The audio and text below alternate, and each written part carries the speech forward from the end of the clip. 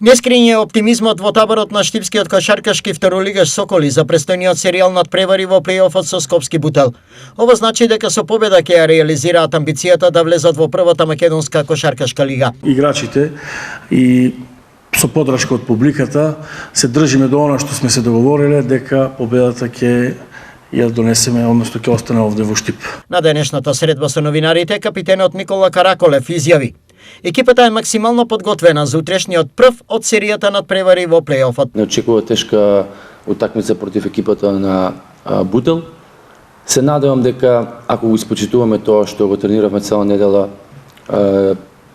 мислам дека нема да имаме никој проблем со Бутел. Освоеното трето место на табелата за председателот на клубот Љубе Здравков е виза за успешна плејоф серија. Ова е место кој ни гарантира една успешна плејоф серија.